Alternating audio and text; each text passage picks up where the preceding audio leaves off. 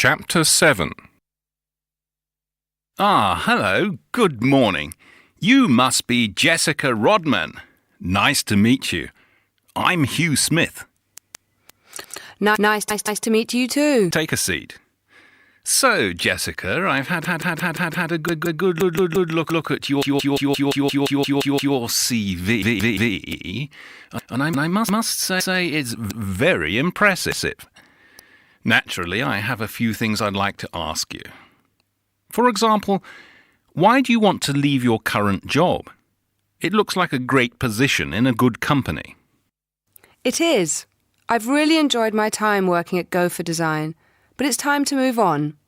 Basically, I feel I'm ready to become a head designer, and there aren't really any prospects for promotion at Gopher. That makes sense. Let's talk a little more about time at Gopher. He has gone on to become one of Gopher's major clients. Something that gave me great personal satisfaction was the corporate design that I did for the local transport company here. I received an award from the German Design Council for that work. That must have been very satisfying. Moving on, what would you say are your greatest strengths? First of all, I can work well under pressure, and you know for yourself how important that is when there are deadlines to be met. Secondly, I always try to produce quality work. I set very high standards for myself. And one other thing is, I am very detail-orientated, which is naturally essential for design work. And your weaknesses? In the past, I would say time management was my weakness. I would spend very long hours in the office and my personal life suffered. But this is something I've been trying to change.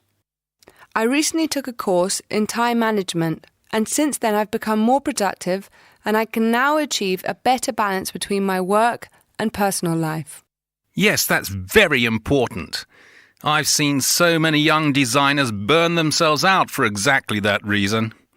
Let's think about the future for a moment. What would you like to be doing 5 years from now?